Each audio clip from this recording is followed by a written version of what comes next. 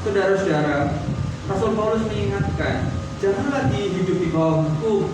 Kita adalah memang di dalam Kristus, kita adalah orang yang merdeka.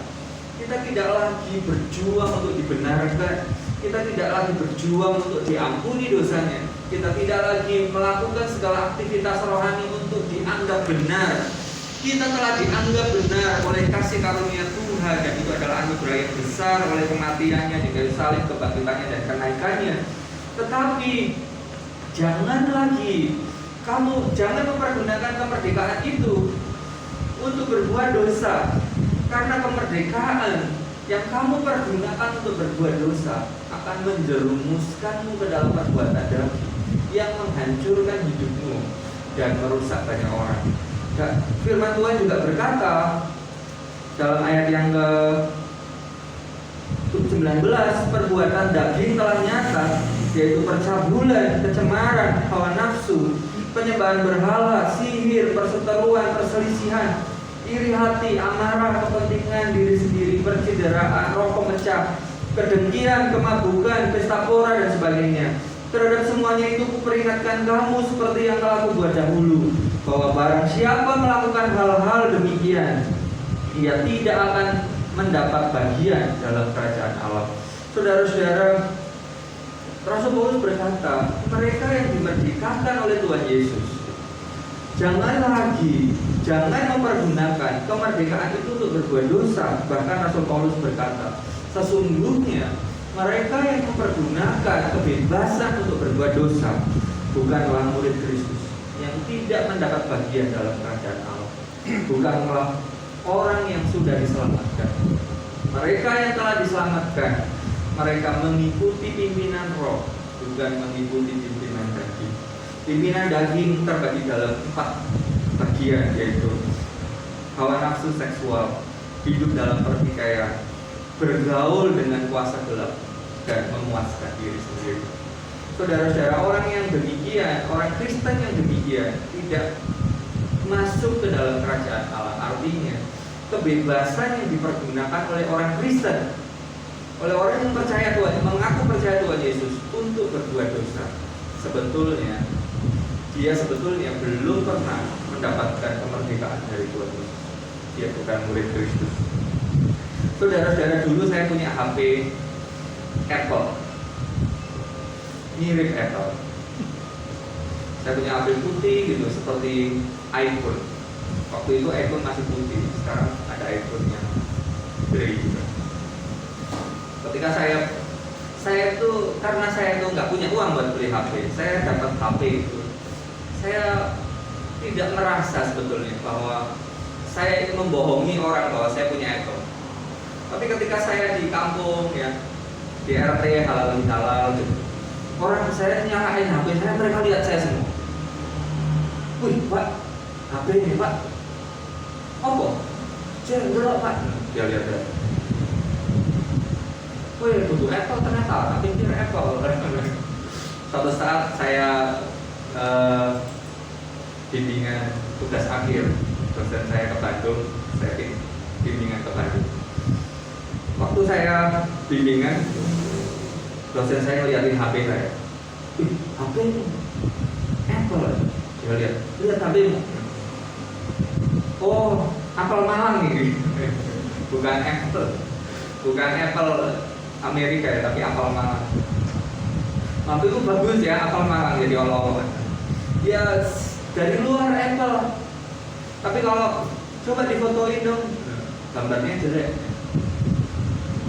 Memorinya penuh, jadat-jadat, jauh dari Apple. Penampilannya iPhone. Nah, iPhone itu HP yang mahal, yang termahal. Hanya luarnya saja. Saudara-saudara, iman kita itu bisa sepertinya sama, satu sama lain. Kita bisa seperti menunjukkan kekristenan yang sama. Yang membedakan bahwa kita itu asli atau tidak. Ini banyak orang salah dalam mengartikan dipenuhi Roh Kudus. Banyak orang berpikir bahwa dipenuhi Roh Kudus itu kalau menyanyi itu menghayati gitu. Ya itu betul jauh lebih bagus. Menghayati sungguh-sungguh merem misalnya.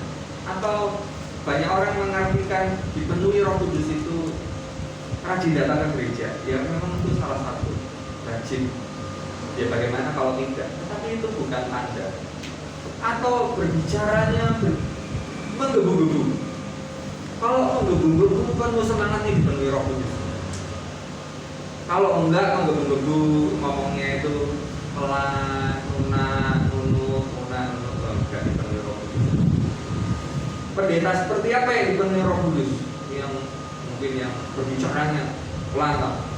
Saudara-saudara, dipenuhi Roh Kudus. Pak Juani enggak dipenuhi Roh Kudus. Pelan ya. Mari kita membaca satu demi satu jemaat dipenuhi Roh Kudus. Apakah yang membuktikan bahwa kita itu memiliki iman yang benar? Dan kita dipenuhi Roh Kudus. Ayat yang ke-22. Tetapi buah roh ialah kasih, sukacita, damai sejahtera, kesabaran, kemurahan, kebaikan, kesetiaan, kelemah lembutan, penguasaan diri. Tidak ada hukum yang menentang hal itu. Saudara-saudara, buah dari hidup yang dipenuhi Roh Kudus adalah kasih, sukacita, damai sejahtera, sekalipun menghadapi kesulitan, kesabaran, kemurahan, kebaikan, kesetiaan, kelemah lembutan, penguasaan diri. Selama setahun ini kita belajar dari hal itu. Mereka yang percaya dalam Kristus akan mempergunakan kebebasannya untuk melayani Tuhan dan menghasilkan buah-buah kehidupan. Mereka yang memperoleh anugerah dari Tuhan Yesus Kristus tidak berada di bawah hukum lagi. Tidak ada hukum yang menjerat kita untuk membuat kita dibenarkan di hadapan Tuhan.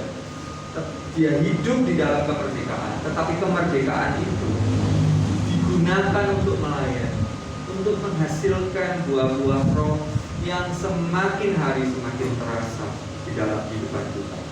Saudara-saudara, jika hari ini kita mengejar kebebasan, janganlah kebebasan itu akhirnya bermuara pada kebinasaan. Ikutilah pimpinan Roh Kudus untuk melayani dan menghasilkan buah-buah kasih. Jangan mengejar kesenangan, karena kesenangan akan memudar dan bahkan akan mengecewakan kita. Banyak orang hari-hari ini memuaskan dirinya dengan game. Apa yang salah dengan game? Tidak ada yang salah. Yang salah adalah jika kehidupan kita difokuskan untuk mengejar kesenangan diri sendiri. Banyak anak-anak hari ini, banyak kita hari ini memuja yang namanya healing, yang kesembuhan itu telah berarti jalan-jalan. Healing rek, Pak Won, healing rek, Galaxy Mall, healing pinggir kali. Banyak orang mengejar healing. Tidak ada yang salah tentu. Pikiran kita butuh refreshing juga. Tetapi jika hidup kita diarahkan untuk memuaskan diri kita sendiri, kita akan terjerat dan akan binasa. Tidak ada salah dengan makanan yang enak, tentu. Tidak ada yang salah dengan kepuasan seksual karena Tuhan menganugerahkan kepada kita. Tetapi jika kita menjadikan itu semua, harta kita, kesenangan kita, kebanggaan kita menjadi pusat dari kehidupan, kita akan terjerat dan mati. Kita akan menjadi Kristen yang tidak bertumbuh.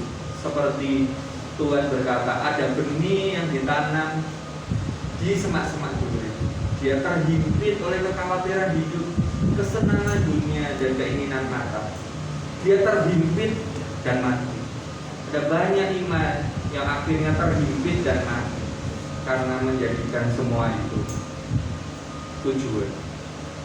Mengikut Yesus tetapi menjadikan kebebasan itu untuk mengikuti keinginan daging. Jangan masuk ke dalam pusara keinginan daging. Ikutilah keinginan Roh yang selalu rindu melayani, rindu memberkati dan menuntun orang. Ikutilah keinginan Roh Kudus yang selalu ingin hidup kita memuliakan Dia, menyatakan kasih kepada orang sekeliling kita. Memang bagi dunia itu mengikuti pimpinan Roh seperti kebodohan, tetapi ikutilah pimpinan Roh. Dialah yang akan menuntun kita untuk menjadikan kemerdekaan kita sebagai alat berkat bagi banyak orang. Saya pernah mendengar Pak Aris update status, tapi saya pernah membaca itu di bukunya sebuah novel. Tapi tentu cerita ini di remake. Ada suatu hari orang datang ke gereja, lalu dia kecewa pulang dari gereja. Dia berkata, di gereja itu banyak orang tidak baik, banyak orang membicarakan kejelekan orang lain, banyak orang tidak berempati, tidak peduli, sombong, dingin. Sangat buruk keadaan gereja. Aku tidak suka. Aku tidak ingin kembali lagi. Aku mau menyenangkan diriku sendiri saja. Aku tidak mau terlibat. Aku tidak suka. Pasti aku akan menderita dengan itu semua. Lalu dia pulang ke rumah dan aku tidak mau ke gereja lagi, Papa. Lalu papanya berkata, Oke. Gimana kalau besok kamu ke gereja lagi? Gak mau. Oh ya Papa, ini ada satu pekerjaan. Kamu harus membagikan makanan syukuran ini kepada semua orang. Tidak boleh terlewat, baik yang orang dewasa maupun anak-anak maupun orang-orang yang mungkin tidak datang ke gereja. Kamu harus minggu itu harus selesai semuanya. Kalau dia pagi tergopoh-gopoh membawa makanan, orang yang datang satu dia kasih makanan. Dia memperhatikan bagaimana makanan ini sampai ke orang demi orang. Dia perhatikan ada anak-anak, David tidak ada di gereja, dia cari di pinggir sungai. Oh ternyata dia lagi main di sungai. Sepertinya betul. Dia cari siapa lagi yang tidak datang, dia cari orang-orang gila, datang setelah kebaktian. Hari itu adalah hari yang sibuk sekali. Dia mengantar semua makanan ke Pak Juan untuk semua orang. Terus setelah dia pulang, kemudian papanya bertanya, gimana pekerjaanmu sudah selesai? Oh sudah selesai Papa, capek sekali hari ini. Oh, apakah kamu mendengar orang-orang yang berkata buruk tentang kamu? Apakah kamu mendengar orang-orang, apakah kamu melihat orang-orang yang dingin, orang-orang yang tidak peduli, tidak berempati, orang-orang yang menurutmu jahat? Apakah kamu melihat itu semua? Wah, aku tidak sempat untuk memikirkan itu semua. Yang aku pikirkan adalah bagaimana supaya roti-roti ini sampai kepada semua orang. Lalu Bapak itu berkata, apa yang kamu rasakan, yang kamu pikirkan, yang kamu lakukan, tergantung apa yang kamu perhatikan. Kalau kamu memperhatikan hal yang benar, kamu hanya akan mengikuti apa yang benar. Tapi kalau kamu memperhatikan hal yang tidak benar, kamu akan terjerat masuk ke dalamnya. Firman Tuhan berkata, jangan gunakan kemerdekaan ini sebagai kesempatan untuk hidup di dalam daging. Dengarkanlah pimpinan Roh. Dengarkanlah pimpinan Tuhan. Jika kita mendengarkan suara hati kita, suara hawa nafsu kita, suara orang, suara-suara yang negatif atau segala sesuatu, kita akan mendengar itu semua. Kita akan terjerat masuk ke dalam perbuatan daging. Kita kita akan masuk ke dalam pertikaian, kita masuk ke dalam pertengkaran, kita masuk ke dalam pemujaan terhadap bangsa gelap, kita akan masuk ke dalam hawa nafsu, kita akan masuk ke dalam pesta pora, keinginan memuaskan diri sendiri yang kemudian mengakibatkan perpecahan. Tetapi jika kita mendengar suara Roh Kudus, kita selalu bertanya kepada Dia, apa yang bisa aku lakukan Tuhan untuk melayani, untuk mengasihi, untuk menumbuhkan keluargaku, untuk menumbuhkan gerejaku, untuk merawat. Kita akan terus ditumbuhkan dan buah-buah kebenaran akan semakin dirasakan. Suatu saat ketika Tuhan memanggil kita, orang-orang akan berkumpul. Tentu itu bukan tujuan hidup kita, tapi saya sering melihat beberapa waktu ini ada orang yang memberikan hidupnya dipimpin oleh Tuhan dan meninggal. Dan banyak orang berkumpul. Mereka adalah orang-orang yang merasakan buah roh dari orang ini. Pernah ketua yayasan di tempat saya mengajar meninggal itu. Banyak orang datang dalam situasi COVID. Mereka berkata, izinkan saya untuk menemani orang ini. Oh, saya datang dari Cina, pada waktu saya susah, orang ini yang selalu bersama dengan saya. Orang ini yang menolong saya. Orang ini yang membawa saya kepada Kristus.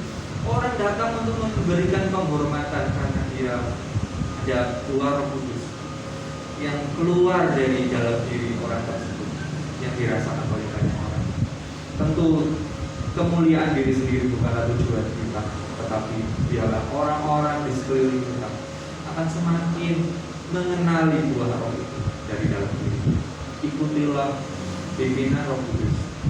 Jangan gunakan kebebasan kita untuk hidup di dalam dosa yang membinasakan, tapi sebaliknya gunakan kemerdekaan kita untuk melayani dalam kasih, dalam ketaatan pada suara Roh Kudus. Terima kasih Tuhan, kami bersyukur kami boleh mendengar firman-Mu. Biarlah firman-Mu memperbaharui kami, menjadikan kami murid-murid-Mu yang sesungguhnya, di mana hidup kami memuliakan nama-Mu di setiap waktu kami. Terpujilah nama-Mu Tuhan, meteraikan firman dalam kehidupan kami, sehingga kebebasan yang kami miliki di dalam Tuhan Yesus Kristus tidak kami jadikan sebagai kesempatan untuk terjerumus di dalam dosa. Sebaliknya, kemerdekaan ini kami gunakan untuk melayani Tuhan dan menghasilkan buah-buah dalam kehidupan kami. Terpujilah Tuhan atas firman yang sudah kami dengar. Dalam nama Tuhan Yesus kami berdoa. Amin. Saya undang saudara sekalian untuk berdiri. Kita akan menyambut firman Tuhan dengan pujian Kutahuan tidak tinggalkan cara hidupku yang lalu.